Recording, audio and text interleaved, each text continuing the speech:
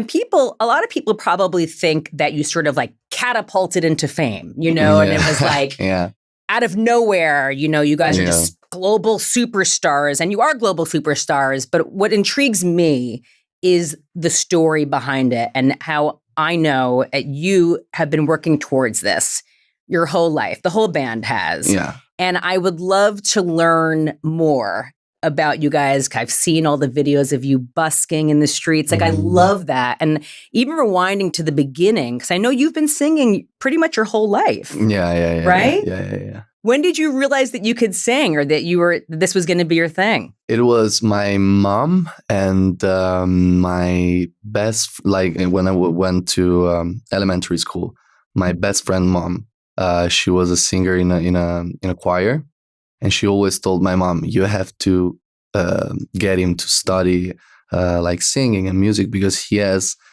something, he has a talent, he has something. And my mom was always like trying to make me go to like singing lessons or whatever, but I was a very impulsive kid, so it was not easy for me to follow lessons and stuff like that. But I always had a deep connection with music. My first thoughts, if I think about my childhood, are always with some music playing. My dad is a huge music fan. He has a huge vinyl collection. So I'm also, my first memories of when I was a kid in my house, it's with like these huge speakers that my dad used to have with music always playing. What were you listening? What were you playing in your house? My dad's favorite artist at the time was this Italian guy called Daniele Silvestri, which is it's a songwriter. He's very good. So my first music memories are with this artist. Okay, Italian music. Yeah. And I knew all the songs when I was like 6. So like it was pretty clear that I had this like musical tendency, you know, but I never realized till I was like 14. Okay. Yeah. And that's when you connected with Thomas and Vic. Yeah. That was a point. I used to play basketball like every day and blah blah blah, like serious. And that was one day where I was like, this is not for me anymore. I want to do something else. And I started thinking like what really drives me, what I like to do without even thinking. And music was something that was always with me all the time. I was like one of those kids wearing headphones in his own house, you know, like always listening to music. So I was like, let's just give it a try. And I looked for someone to do it with, because it's just, I think, more fun when you share it. Yes. And I remembered at the time that Vic and Thomas, they were having a band because we went to the same school. I was like 14, 15, and they were like 12. And so I reached out to them and I was like, oh, do you still have the band? Like, I want to try to do something. And they had another singer at the time, but she was not that good as like, that's what they say. I never heard. So they were like, yeah, okay, you might want to try. And so they fired the former singer, and I started singing with them.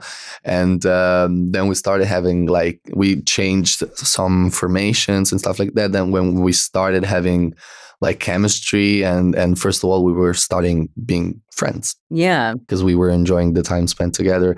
Then we found Ethan on Facebook. I love that that's how you found him. Like a Facebook inquiry. It's so beautiful because it has this, you know, this little, it could be a fate thing, because he was the only person that answered our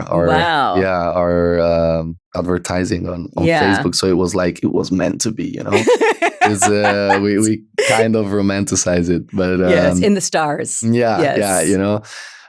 There's a lot of things that actually makes us think that it was in the stars. Also, we all have the 8 in our birth dates. Yes. So it's there's a lot of things that make us think that we're connected somehow. I love that though. So you had this chemistry very early on, and you guys were focused. You practiced. You were really committed. We were obsessed. Okay. Like, yeah, we were obsessed. We had this rule, like no fever, no off days, like no homework. Like there's nothing that can get you away from coming to the rehearsals. It was like every day, at least 4 hours. Doesn't matter if you're sick. Doesn't matter if you have to like study. Doesn't matter if you have to go out with your friends. Like if we want to do it, we have to do it every day. It has to be a job, you know?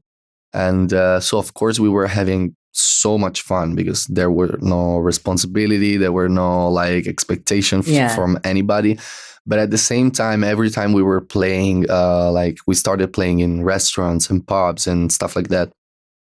And it doesn't work like here, that you get like the venue and then the venue takes care of like the people coming. There, they also want you to bring people in. And we were like, how? Right. We don't have like a fan base. So we started playing, and we were always playing like in front of 10 people, 5 people, and people that were not giving us attention. And we were so pissed of it. We were like, we deserve an audience. We deserve something. So we started like digging more, and we started playing at like school parties and school occupations. And then we started playing on the streets. And then we started getting like a little bit of an audience in Rome, in like the school circle. Like we were called every time when something goes wrong in a school in Italy, we have this tendency of like occupy the school, like do a sit-in. Okay, yes. In the school. So every sit-in, we were playing there. We were like the high school stars. I love you that. know? Yeah, we had this high school musical moment. That's amazing. We were like a thing in the high school in Italy.